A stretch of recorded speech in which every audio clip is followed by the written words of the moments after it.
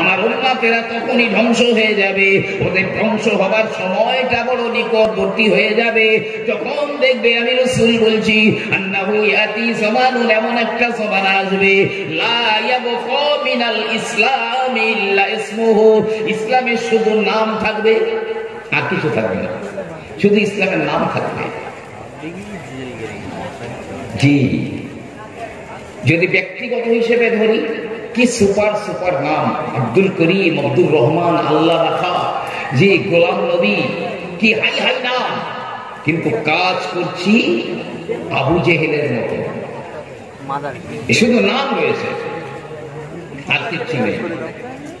প্রিয় নবী আমার বললেন ওয়ালা ইয়াবকা মিনাল কুরআনি ইল্লা রাসমুহু, কোরআনেরও কিছু থাকবে না গো, বরং শুধু কোরআনের কিছু রেশম রেওয়াজ থাকবে, অনুষ্ঠানগুলো হবে, এই ধর্মসভা হবে। আপনি করে শবে বরাতের রাতে এক মসজিদ লোক ভরে গেল, 5 ওয়াক্তের মুসল্লিরা ভেতরে আর জায়গা পায় না, লোক ভর্তি। ওই যে 2-4 রাকাত পড়ে একটু কবর জিয়ারত করে যে যার বাড়ি চলে গেল, ওই হয়ে গেল, মনে করছে আমার জান্নাতের রাস্তা ভিআইপি হয়ে গেছে। কেউ সবে কদরে মসজিদ বানালো, পরের দিন থেকে আর লোক পাওয়া যায় না। নবী আবার বললেন আমি রাসূলুল্লাহ বলি, শুধু তাই নয়, আমি আল্লাহর নবী বলছি শুনে রাখো, কোরআন তো কোরআনের ভিতরেই থাকবে, কোরআন মানুষের কাছে থাকবে না, বরং কোরআনের উপরে আমল করাটা লজ্জাকর মনে হবে ওই জমানার মানুষদের কাছে। কোরআনের প্রতি আমল করতে তাদের লজ্জা লাগবে। মাসাজিদুহুম আমিরাতুন ওয়া হিয়া খারাবুম মিনাল হুদা, মসজিদগুলো ব্যাপক সুন্দর হবে, মসজিদ দেখলে মন কেড়ে নেবে, মসজিদ দেখলে নয়ন জুড়িয়ে যাবে, মসজিদ হবে হেভি হেভি কারুকার্যময়। আমি রাসূলুল্লাহ বলছি শোনো, না না, মাসাজিদুহুম আমিরাতুন ওয়া হিয়া খারাবুম মিনাল হুদা, কিন্তু ওই মসজিদের ভিতরে হেদায়েত থাকবে না, মসজিদে হেদায়েত থাকবে না।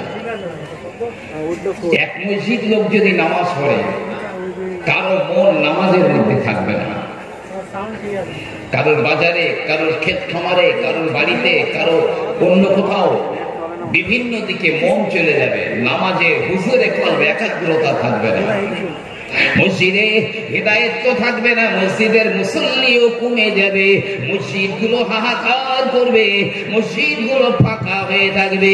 আমি রাসূলুল্লাহ বলি শুনে রাখো, লা তাকুমুস সাআতু হাত্তা ইয়াতাবাহান নাসু ফিল মাসাজিদ, যতক্ষণ না মসজিদ নিয়ে মানুষ গর্ব না করবে ততদিন পর্যন্ত কিয়ামত হবে না। এ দোকানে সে দোকানে দেখবেন, ও আমাদের গ্রামের যা একবার মসজিদ বানিয়েছি দেখে আসবি, অথচ ও 1 রাকাত নামাজ পড়ে না, ও নিজেই নামাজ পড়ে না, গর্ব করছে মসজিদ নিয়ে, কি মসজিদ বানিয়েছি। মসজিদে হেদায়েত আছে কেন? যে লোকটা এই মসজিদে ফেরেশতার মতো নামাজ পড়ছে, মসজিদ থেকে বাইরে বার হচ্ছে, এখনো বারান্দায় মসজিদের মানে বাউন্ডারির মধ্যে পকেটে হাত আর পকেটে হাত, মানে টুপি ঢোকাবে আর একটা বার করবে, আছে হেদায়েত। যাহারাতিল আসওয়াদু ফিল মাসাজিদি, মসজিদ ঘরে যারা থাকবে এদের মধ্যে অনেকেই জোরে জোরে মসজিদে কথা বলবে, না না না, আমি আল্লাহর নবী বলছি ওই সময়ে আমার উম্মতের ধ্বংস হয়ে যাবার সময় বড় নিকটবর্তী। মসজিদ খালি, মসজিদে হেদায়েত নেই, যে যার মতো চলছি, কিন্তু জবাব দেবেন কি? এই দুনিয়ার জীবনটা কেমন আর আখিরাতের জীবনটা কেমন, হাদিস থেকে এসেছে, শোনেন, খুব মন দিয়ে শোনেন। যদি গোটা পৃথিবীটা একদম 1 ইঞ্চি জায়গা বাদলে টোটাল পৃথিবীতে সরিষার দানা দিয়ে ভর্তি করে দেওয়া হবে, কতদূর? সে প্রথম আসমান পর্যন্ত সরিষার দানা পুরো স্তূপ করে দেওয়া হয়েছে প্রথম আসমান পর্যন্ত। তো প্রথম আসমানের দূরত্ব কত জানেন? পৃথিবী থেকে নবীজি বলেছেন 500 বছরের রাস্তা। এটা আরবি ঘোড়া 500 বছর দৌড়ালে যত দূর যেতে পারে, আর বিজ্ঞানের ভাষায় 9,30,00,000 মাইল। এই টোটাল পৃথিবীটা যদি সরিষার দানা দিয়ে আসমান পর্যন্ত ভর্তি করে দেওয়া হয়, আর একটা পাখি বছরে একটা করে সরিষার দানা তুলে নিয়ে যাচ্ছে, প্রতি বছরে একটা করে সরিষার দানা তুলে নিয়ে যাচ্ছে, তাহলে বলেন তো এই গোটা পৃথিবী ব্যাপী আসমান পর্যন্ত যে সরিষার দানা, এই দানা শেষ হতে ক বছর লাগবে? প্রিয় নবী আমার বললেন, শুনে দেখো ও আমার সাহাবারা, ওই একটা মাত্র পাখি একটা করে বছরে একটা করে সরিষার দানা নিয়ে যেতে যেতে হয়তোবা একদিন ওই দুনিয়ার ওই সরিষাগুলো শেষ হয়ে যাবে। তবে আমি রাসূলুল্লাহ বলি, পরকালের জীবন শেষ হবে না। এই সরিষা হয়তো এক বছর অন্তর অন্তর একটা করে নিয়ে যেতে একদিন শেষ হবে, কিন্তু পরকালের জীবন শেষ নাই।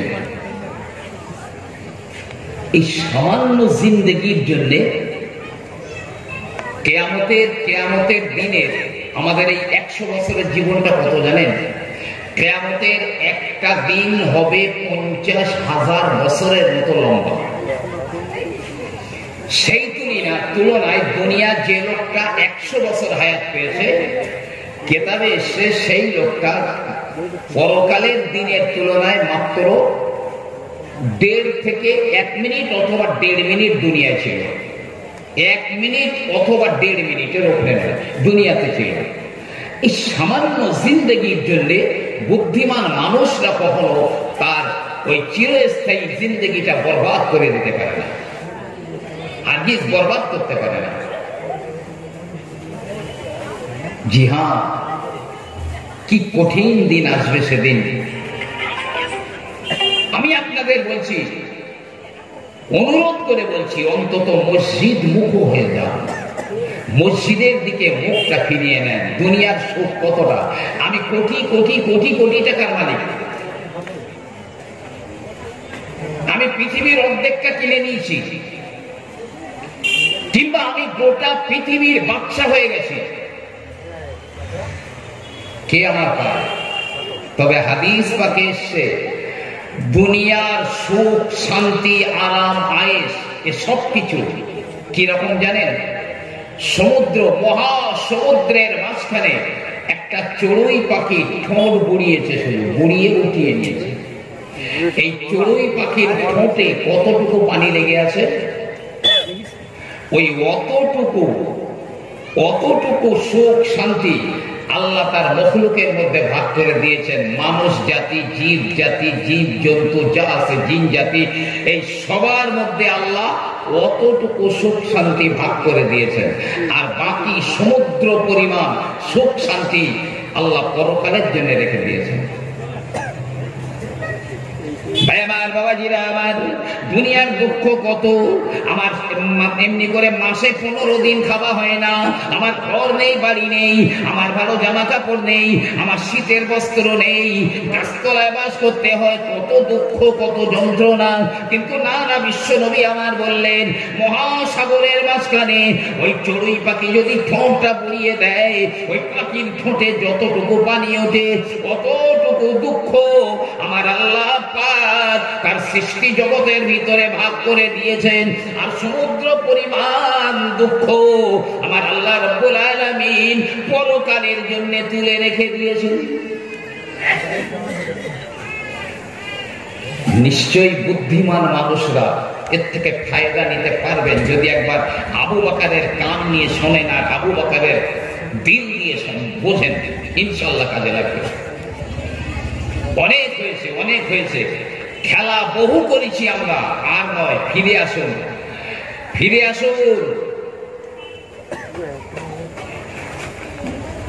কি কঠিন ভয়াবহ দিন এই জমিনে আসবে, একবার আল্লাহ বলার সময় পাওয়া যাবে না, আল্লাহ বলবার সময় হবে না। এই ভারতের জমিনে আসবে কারবালা, ইরাকের কারবালা ময়দানে যেমন হয়েছিল, এই জমিনেও মুসলমানদের ঘরে ঘরে কারবালা চলে আসবে। কারবালা শাহ নিয়ামতুল্লাহ রহমাতুল্লাহ আলাইহি লিখেছেন। আমার ভাইয়েরা, বাবাজিরা, মনে রাখুন, তাহলে এক নম্বরে আমি আপনাকে বললাম মসজিদের দিকে মুখটা ফিরিয়ে দিন। বিশ্ব নবী আমার বললেন, শুনে রাখো, কেউ যদি আযান হয়ে যাবার পরে বাড়ি থেকে মসজিদে নামাজ পড়ার জন্য যায়, একটা রিওয়ায়েতে রয়েছে তার প্রতিটা কদমে একটা কদমে একটা করে নেকি হবে, একটা করে গুনাহ মাফ হয়ে যাবে, জান্নাতে একটা করে দরজা বুলন্দ করে দেওয়া হবে। অপর একটা রিওয়ায়েতে রয়েছে, কেউ যদি আযান শুনে মসজিদে বার হয়ে গেছে, ওর প্রতিটা কদমে কদমে কদমে আমার আল্লাহ পাক একটা কবুল হওয়া হজ, একটা কবুল হওয়া উমরার সওয়াব তার নামায় আমলে লিখে দেবেন। প্রিয় নবী আরো বললেন, আযান শুনে যে লোকটা বাড়ি থেকে বার হলো মসজিদে যাবার জন্য, ও যেন বাড়ি থেকে ইহরাম বেঁধে মক্কায় হজ করার জন্য বার হয়ে গেল।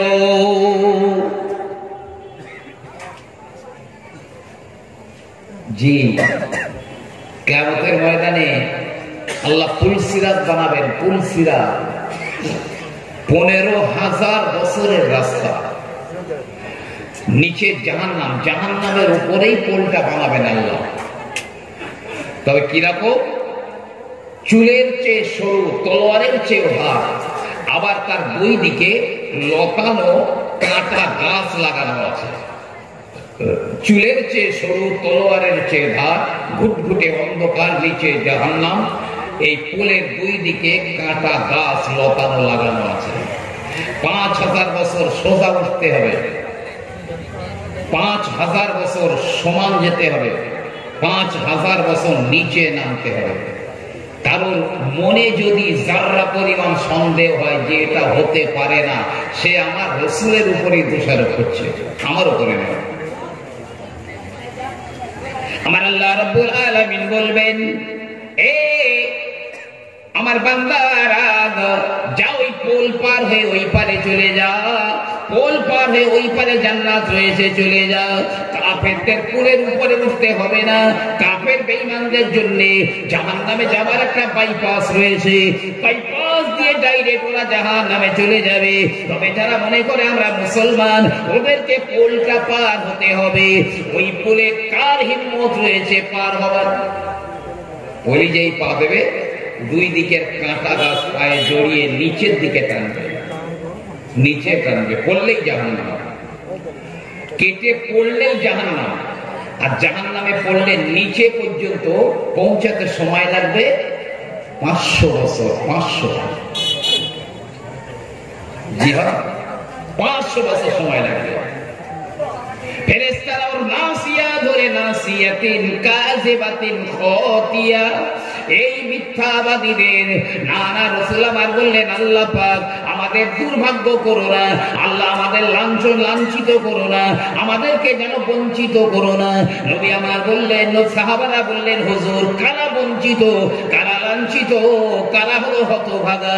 বিশ্ব নবী আমার বললেন, যারা নামাজ পড়ে না তারাই হলো লাঞ্ছিত, হতভাগা। সাহাবায়ে কেরামরা বসে আছেন, আল্লাহ নবী বললেন, বিশ্ব নবী আমার বললেন, কেউ জাহান্নামে যাবে না, তবে আমাকে যারা বিশ্বাস করে না, আমাকে যারা মানে না, ওরাই তো যাবে জাহান্নামে। সাহাবায়ে কেরামরা বললেন, হুজুর কে আপনাকে মানে না? নবী আমার বললেন, শুনে রেখে দাও, যে আমার সুন্নতকে মেনে নিল না, যে নামাজ পড়লো না, ওই আমি রাসূলুল্লাহকে মানলো না, ওই তো যাবে জাহান্নামে, ওই তো লাঞ্ছিত, বঞ্চিত, হতভাগা হলো। ওই এক জাররা কোথাও যাওয়ার পথ নেই, এক জাররা পথ নেই, কোথায় যাবেন? প্রিয় নবী সাল্লাল্লাহু আলাইহি ওয়াসাল্লাম এখনো পর্যন্ত এই উম্মতের জন্য কেঁদে জানে জালাল হয়ে যাচ্ছেন, কবর শরীফে কেঁদে হয়রান হয়ে যাচ্ছেন, আল্লাহ আমার উম্মত, আমার উম্মত। কবর থেকে নবী উঠবার সঙ্গে সঙ্গে দেখবে কেউ নেই, জিবরাইল আগে আমার উম্মত কোথায় বলো, ওরা কি পুলসিরাতে রয়েছে না কোথায়, আগে আমার উম্মতের খবর দাও।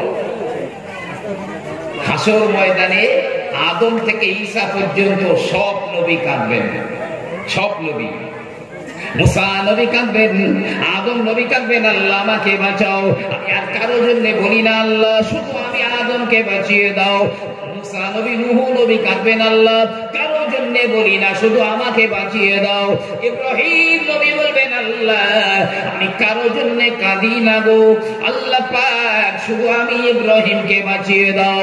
এমনি করে হযরত ইসমাঈল আলাইহিস সালাম আছাড় খেয়ে পড়ে যাবে, মাটির উপরে ময়দানে মাহশরে আছাড় খেয়ে পড়ে যাবে।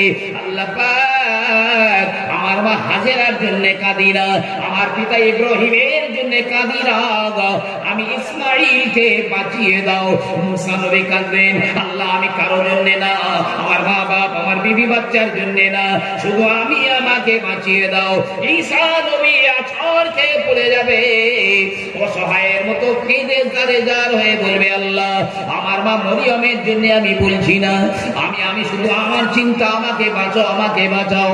কিন্তু বিশ্ব নবী ওই একজনই মাত্র বলবেন, আল্লাহ আমি আব্দুল্লাহর বেটা, আমি মুহাম্মাদুর রাসূলুল্লাহ, আমাকে বাঁচাতে হবে না, হবে না, হবে না, আমি বাঁচতে চাই না, শুধু আমার উম্মাত গুলোকে বাঁচিয়ে দাও। সে উম্মত বুড়ো আঙুল দেখাচ্ছে, এ মুসলমান মার খাবে না তো মার খাবে কে? যে ওয়াজ কাজে লাগবে ঈমানদারদের জন্য। ফাযাক্কির ইন্না যিকরা তানফাউল মুমিনিন, হে নবী আপনি ওয়াজ করুন, এই ওয়াজ ঈমানদারদের জন্য কাজে লাগবে। কিন্তু ওয়াজ যদি কাজে না লাগে তখন নিজেকে কি ভাববেন আপনি, সেটা আপনি নিজেই চিন্তা করবেন। কোরআন বললাম ফাযাক্কির, হে নবী আপনি ওয়াজ করুন, ইন্না যিকরা তানফাউল মুমিনিন, এই ওয়াজ ঈমানদারদের জন্যই কাজে লাগবে। কিন্তু ওয়াজ যদি কাজে না লাগে তাহলে সে কোন ব্যক্তি নিজেই বুঝতে পারবে, প্রত্যেক জনাই বুঝতে পারবে। মসজিদের দিকে মুখ করে দিন, বিশ্বাস করেন আলেমরা এই রাত জেগে গলা ফাটিয়ে এমনিতে বলছে না, আপনার ভালোর জন্য বলছে। মুজাদ্দিদে জামান দাদা হুজুর কিবলা, আমি একদম পুরাতন কথা বলছি, নবী পাক একবার তার রওজা শরীফের ভিতরে ডেকে নিয়েছিলেন। হুজুর 8 জনা সঙ্গী নিয়ে রওজা আতহারের মধ্যে ঢুকেছিলেন, সালাম করলেন, কবর থেকে সালামের জবাব এলো, নবুয়তের হাত দুটো বাইরে বেরিয়ে গেল, আল্লাহর নবী দুটো হাত বার করে দিলেন। মুজাদ্দিদে জামান দাদা হুজুর কিবলা রাহমাতুল্লাহ আলাইহি মুসাফা করে নিয়েছিলেন। দাদা হুজুর শেষ বেশ খুব কান্নাকাটি করছিলেন। জিজ্ঞাসা করলে হুজুর বললেন, আমি আবু বকর দেখতে পাচ্ছি আমার নবী কবরের মধ্যে উম্মতের জন্য এত কাঁদছেন যে কেঁদে কেঁদে নবীর কবরটা পুরো ভিজে গিয়েছে। সে উম্মত হায় রে কি জমানা পড়ে গেল। প্রিয় নবী আমার বললেন, কাইফা বিকুম ইযা ফাসাকা ফিতিয়ানাকুম, তোমাদের অবস্থা কত খারাপ হয়ে যাবে, কেমন করে তোমরা ধ্বংস হয়ে যাবে, নিপাত হয়ে যাবে গো, যখন তোমাদের ঘরের নওজোয়ান যুবকেরা ফাসিক ফাজের হয়ে যাবে, ধর্মের সঙ্গে তাদের কোনো সম্পর্ক নেই, মন যা চাইবে তাই করবে, না না না না, তার মধ্যে নামাজ নেই, তার মধ্যে রোজা নেই, তার মধ্যে কলেমা কালাম নেই, জিকির আজকার তেলাওয়াত নেই, ইসলামের সঙ্গে তার কোনো সম্পর্ক নেই। আর ওই সময় কি হবে, যখন তোমাদের ঘরের মহিলারা 4 দেয়ালের ভিতরে থাকবে না, তারা 4 দেয়ালের বাইরে গিয়ে স্বাধীনতার কথা বলবে, নারী স্বাধীনতা চাইবে, না না আমি রাসূলুল্লাহ বলি, ওই জমানাতে তোমরা কেমন করে না জানি ধ্বংস হয়ে যাবে। ইসলাম থাকবে না, কোরআনের শুধু রেশন দেওয়াজ থাকবে, মসজিদ সুন্দর হবে, মুসল্লি থাকবে না, ওর মধ্যে হেদায়েত থাকবে না, মুসল্লি কমে যাবে। 1 নাম্বার কথা বললাম, আপনার আপনার চেহারাটা মসজিদের দিকে ঘুরিয়ে দিন। 2 নাম্বার, নিজের চেহারাটা সাহেব বিবি গোলামের দিকে নয়, যে আল্লাহর কোরআনের দিকে মুখটা ঝুঁকিয়ে দিন। 2টো কাজ বলে যাচ্ছে আপনার। নিজের চেহারাটা কোরআনের দিকে ঝুঁকিয়ে দিন। আল্লাহর কসম বলছি বেঁচে যাবেন। আমি ব্যবসাদারি কথা বলিনি। নিজে যতটা পারি তো সম্ভব, না পারলে যারা কোরআনওয়ালা, যারা কোরআনের ধারক বাহক, যারা কোরআনের ছাত্র, তাদের হয়ে যাবে। নিজেকে বিলিয়ে দিন তাদের কাছে। আমি খুব পুরাতন কয়েকটা ঘটনা বলছি। আমি খুব খুশি হয়েছি এসে, বিশ্বাস করেন। প্রথমে আমি যে দেখে এসেছি, ওই যে রডগুলো বেরিয়ে আছে বাইরে, মাদ্রাসা হচ্ছে, এবং আগামীতে ইনশাআল্লাহ এই মাদ্রাসাতে হিফজ খানা হবে, অর্থাৎ ছাত্ররা কোরআন হিফজ করবে ইনশাআল্লাহ। এই কোরআনের দিকে মুখটা ফিরিয়ে দিন, না হলে কোরআন যারা শিখছে, যারা শিখেছে তাদের হয়ে যাবে। কেন দেবেন? আমি তার পুরাতন কথা বলছি। তার আগে খুব মহব্বতে আপনার বডিটা এখানে আর মনটা মদিনার সবুজ গম্বুজের নিচে দিয়ে একবার মহব্বতে প্রেম ভরা কণ্ঠে একটু দরুদ শরীফ পড়েন। আল্লাহুম্মা সাল্লি আলা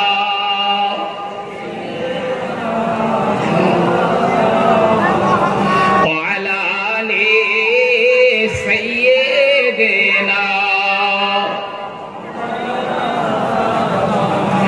क़यामत में हर शख्स परेशान रहेगा, क़यामत में हर शख्स परेशान रहेगा, हर एक शख्स रो रो कर मोहम्मद को पुकारेगा। अगर वो मुझे खबर ना दे तो कौन खबर ले? उम्मत के जो वो किश्ती है वो मोहम्मद के हवाले। अल्लाहुम्मा सल्ले अला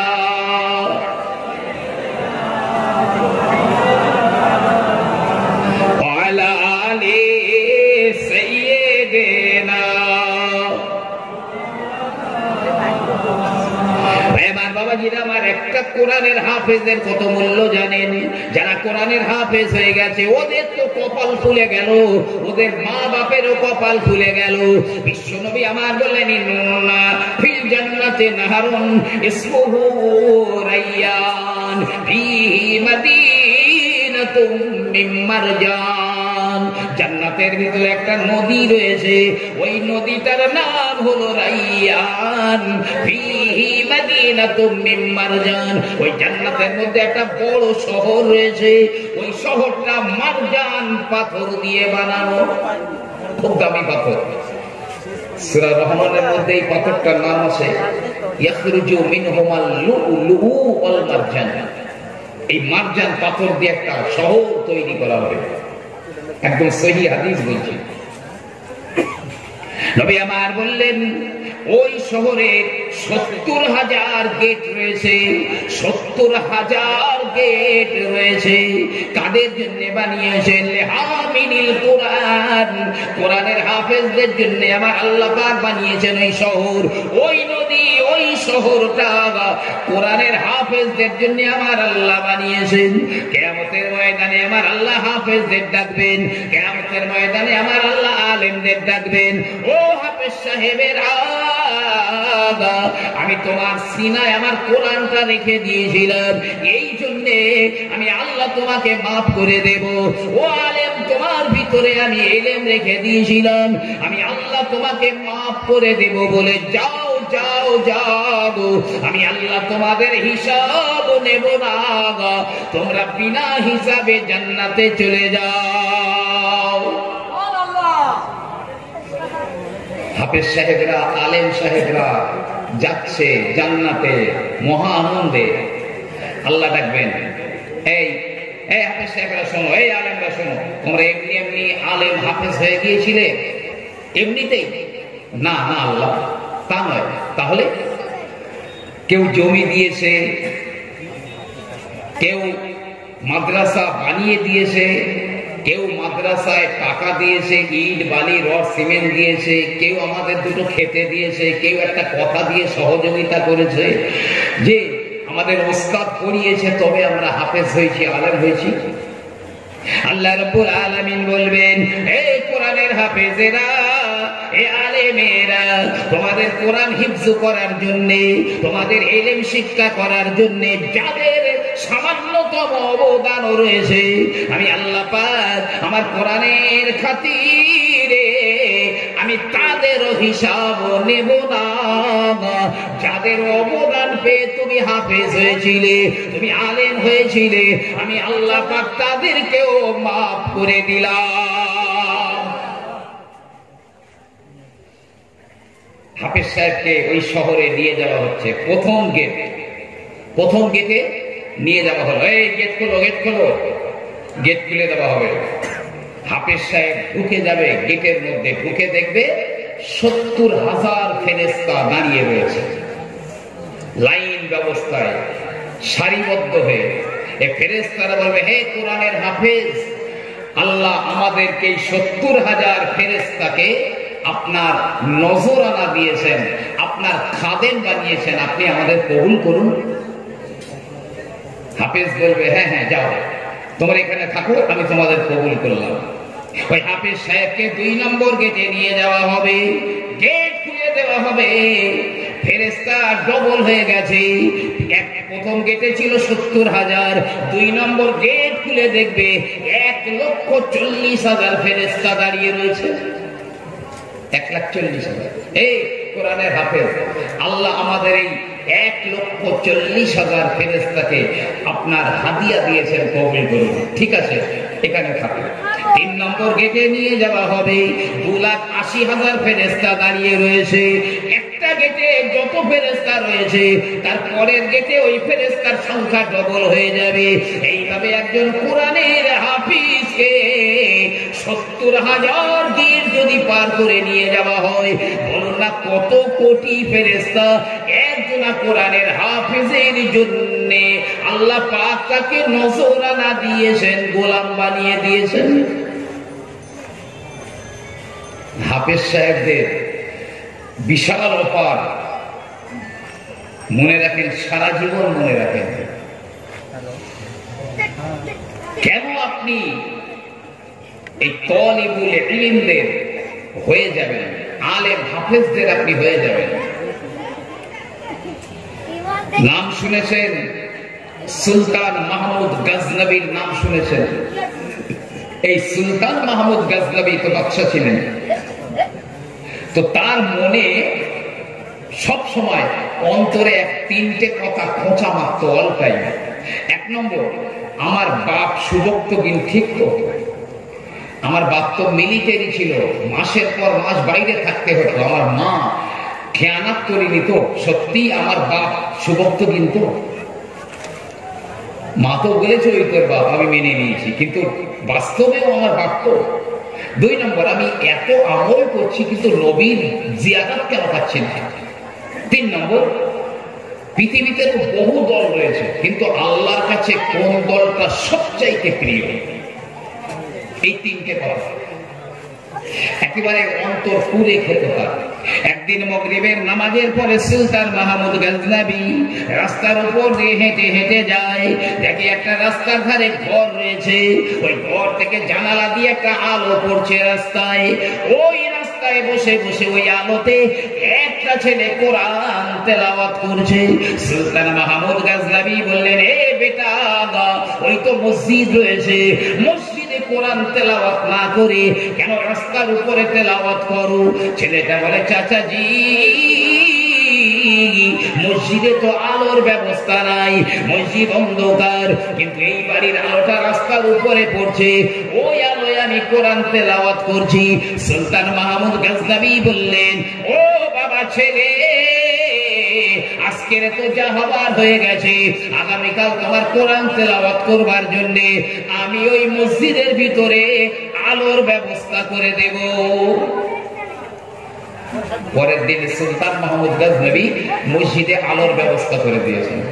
এই বাবা যাও, আজকে রাস্তায় তেলাওয়াত করতে হবে না, মসজিদে যাও, তোমার জন্য আমি আলোর সুবন্ধ ব্যবস্থা করে দিয়েছি। ছেলেটা মসজিদে গিয়ে দেখছে সত্যি আলো, তো এত খুশি হয়েছে ওই ছেলেটা, তলিবুল ইলমটা, দোয়া করছে, আল্লাহ আল্লাহ যে আমার কোরআন তেলাওয়াতের জন্য আলোর ব্যবস্থা করে দিয়েছে, আল্লাহ তার মনের নিয়ত গুলোকে আপনি পূর্ণ করে দিন, আল্লাহ দোয়া করে দিল। সুলতান মাহমুদ গজনবী রাতের বেলা ঘুমিয়ে রয়েছে, ওই রাতে দেখছে আল্লাহর নবী, বিশ্ব নবী আমার স্বপ্নের ভিতরে হাজির হয়ে গেলেন। নবী এসে বলছেন, এ সুবক্ত গিনের বেটা, তুমি আমার একজন ওয়ারিসকে কোরআন তেলাওয়াতের জন্য আলোর ব্যবস্থা করে দিয়েছো। আমি নবী তোমার জন্য দোয়া চাই, আল্লাহ পাক যেন ইহকাল আর পরকাল দুটো কালের সফলতা মঙ্গল তোমাকে দান করে। এবার তিনটে খটকা তো থাকলোই না। নবী যখন বলছেন এই সুবক্ত গুণের বেটা, তাহলে নিশ্চয়ই আমার বাপের নাম সুবক্ত গুণ। 2 নম্বর নবী জিয়ারত তো হয়েই গেল। আর 3 নম্বরে পৃথিবীতে যত দল আছে, পীর সাহেব, হাজি সাহেব, গাজী সাহেব, দরবেশ সাহেব, গস, কুতুব যা আছে, সবার চাইতে আল্লাহর কাছে প্রিয় কারা? তলিবুল ইলমরা। তলিবুল ইলমরা সবচাইতে প্রিয়। পীর জুলফিকার আহমদ সাহেব তার খুতবাতে জুলফিকারের মধ্যে লিখেছেন, একটা উর্দু বইয়ের নাম বলছি, আহলে দিলকে তড়পা দেনে ওয়ালে ওয়াকিয়াত, মুফতি এনামুল হক সাহেব লিখেছেন, যে পান্ডুয়া মাদ্রাসা শেখুল হাদিস মুফতি মনসুর সাহেব লিখেছেন হাদিসের বরাত দিয়ে, খায়রুকুম মান তাআল্লামাল কুরআন ওয়া আল্লামাহু, তোমাদের মধ্যে সবচেয়ে ভালো আল্লাহর কাছে যারা কোরআন শিক্ষা করে আর যিনি কোরআন শিক্ষা দেন, এই দুটো দল আল্লাহর কাছে সবচাইতে প্রিয়। পীর সাহেব যদি হেঁটে হেঁটে যান, আল্লাহর রহমতের ফেরেশতারা তাদের নুরানি ডানা পীর সাহেবের পায়ের তলায় বিছিয়ে দেয় না, গৌস কুতুবের পায়ের তলায় ফেরেশতারা ডানা বিছিয়ে দেয় না। কিন্তু তলিবুল ইলম, এমনকি আপনিও যদি কোন কোরআন কারো কাছে কোরআন শিখবার জন্য বাড়ি থেকে বার হয়ে যান, আপনার পায়ের নিচেও আল্লাহর রহমতের ফেরেশতারা ডানা বিছিয়ে দেয়। এই 2 দলের উপরে আল্লাহর কাছে কত প্রিয় আর কেউ নেই। জি, সুলতান মাহমুদ গজনবী রহমাতুল্লাহ আলাইহির কথা বললাম। এই দেখেন না, পীর সাহেবের দাম বেশি না তলিবুল ইলমের দাম বেশি? খাজা বাকি বিল্লাহ রহমাতুল্লাহ আলাইহি, যিনি একজন বড় ধরনের আল্লাহর ওলি ছিলেন, খাজা বাকি বিল্লাহ রহমাতুল্লাহ আলাইহি আলা দরজার আল্লাহর ওলি ছিলেন। তিনি দরবারে বসে আছেন আর অনেক মুরিদরা বসে আছে। একটা মুরিদ দাঁড়িয়ে খাজা বাকি বিল্লাহ হুজুরের খুব প্রশংসা করছে, আমার পীর এইরকম, আমার পীরের এত কারামত, এই আছে ওই আছে তাই আছে। আর বাকি বিল্লাহ হুজুর চুপ করে মাথা নিচু করে শুনছেন। আল্লাহ বলছেন, বাকি বিল্লাহ তো নিজের প্রশংসা শুনতে ভালোবাসে, এ তো খুব পছন্দি, বাকি বিল্লাহকে পরীক্ষা করব। তো খাজা বাকি বিল্লাহ হুজুরের জাহিরি এলেম, বাতিনি এলেম আল্লাহ সব কেড়ে নিয়েছেন। সূরা ফাতিহাটাও মুখস্থ হয়ে যায়।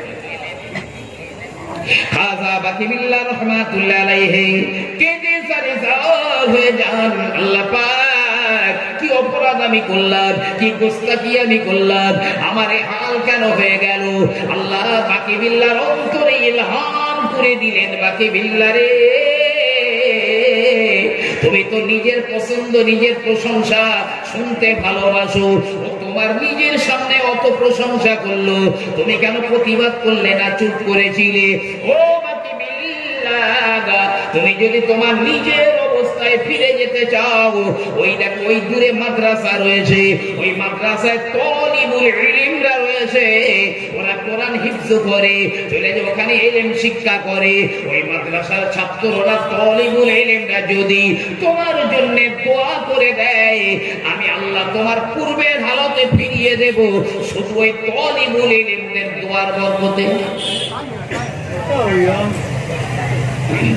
খাজা বাকিবিল্লাহ হুজুর একদম মাদ্রাসার সামনে চলে গেছেন, ছাত্ররা দাঁড়িয়েছে, ওস্তাদরাও দাঁড়িয়েছে, কত বড় আল্লাহর ওলি। বাকিবিল্লাহ হুজুর বলছে, এই আমার সম্মানে দাঁড়িয়েছে তোমরা, আমার তো সূরা ফাতিহাটাও মুখস্থ নেই, কিচ্ছু নেই।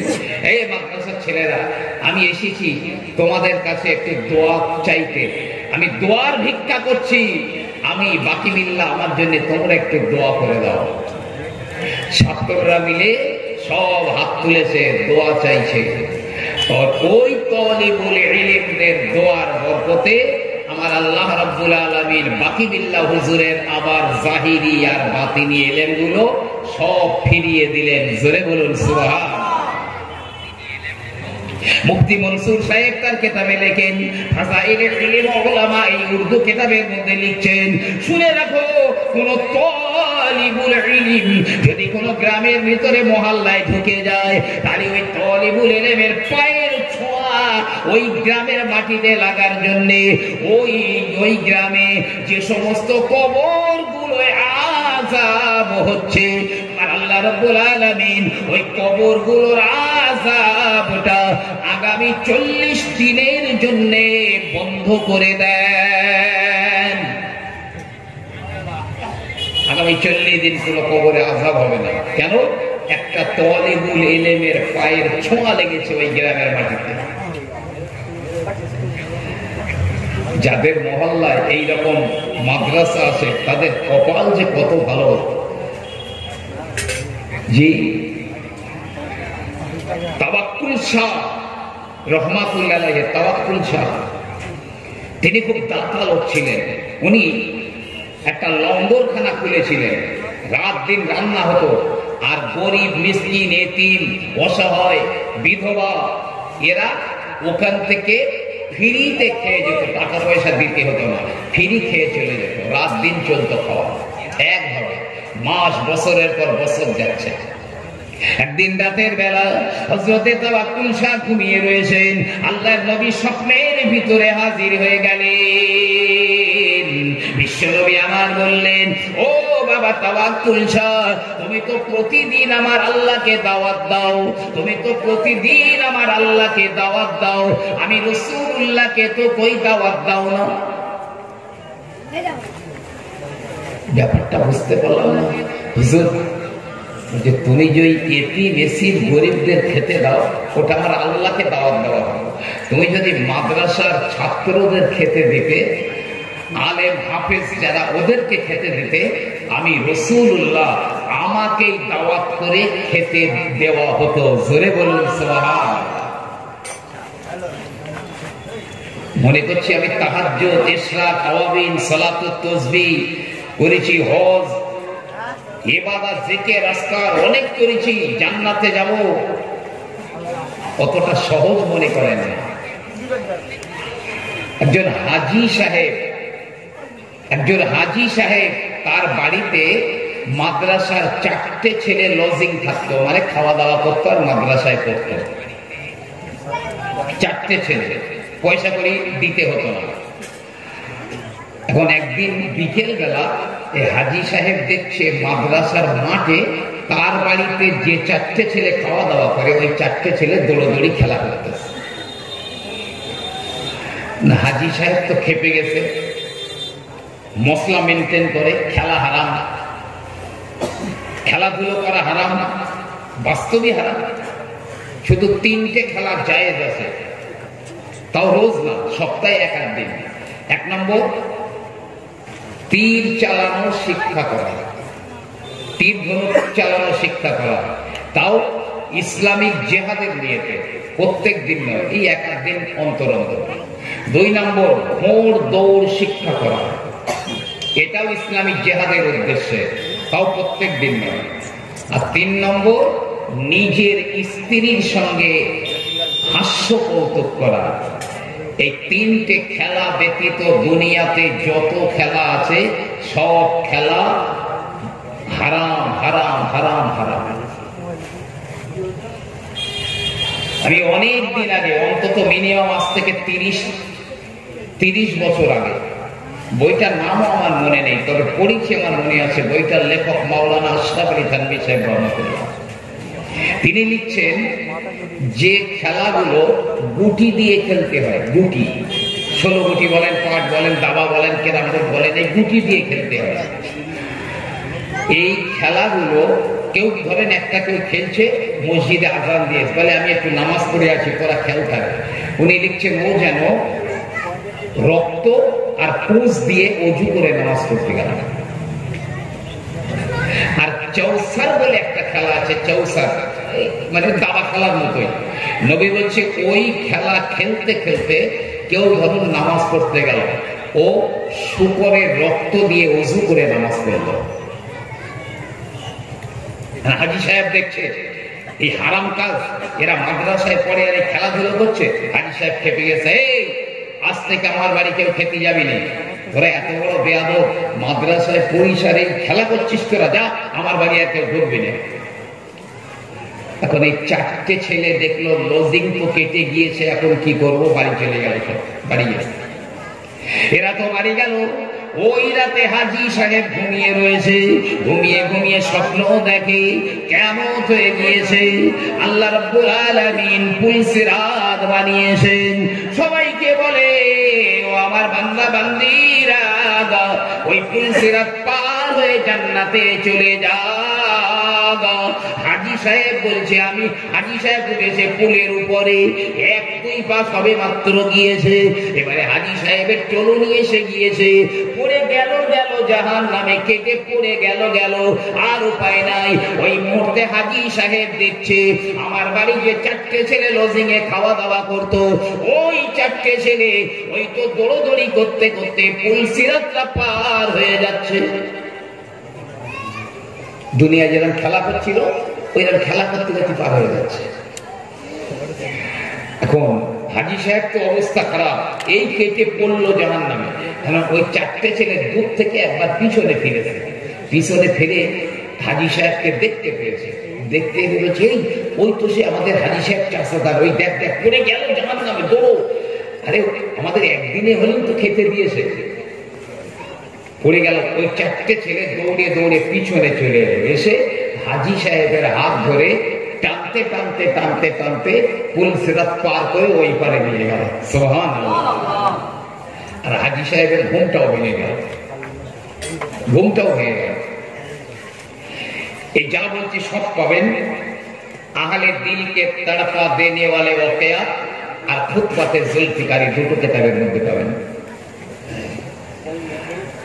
তো ঘুম ভেঙে হাজী সাহেব কেঁদে জানেজার হয়ে যাচ্ছে, আল্লাহ কি সর্বনাশ আমি করলাম। সকালে ফজরের নামাজ পড়ে ওই 4টে ছেলের বাড়ি দৌড়ে দৌড়ে গিয়েছে, ও বাবা মাফ করে দাও, কান ধরে অন্যায় স্বীকার করে, মাফ করে দাও, ক্ষমা করে দাও, অন্যায় করেছি। ছেলেরা বলে, চাচাজি আপনি এমন করবেন না, আপনি হলেন আমাদের মুরব্বী, কেন এমন করেন? হাজী সাহেবের বাবা স্বপ্নের কথাটা জানিয়ে দিয়ে বলে, আমার হজ, আমার যাকাত, আমার কোরবানি, আমার তাহাজ্জুদ, ইশরাক, আওয়াবিন, সালাতুত তাসবিহ, না না না, কোন আমল আমাকে পুলসিরাত পার করে দিতে পারছিল না। তোমরা দেখতে পেয়ে আমার হাত ধরে টেনে টেনে পুলসিরাতটা পার করে দিয়েছো। যাদের ওসিলায় আমি পুলসিরাতটা পার হয়ে গেলাম, তাদের সঙ্গে এমন আমি বেয়াদবি করলাম, এমন খারাপ আচরণ করলাম, বাবা চলো তোমরা যেমন আমার বাড়ি ছিলে তেমন থাকবে, আর ওই মাদ্রাসায় পড়াশোনা করবে। পুঁজি একমাত্র বড় পুঁজি এই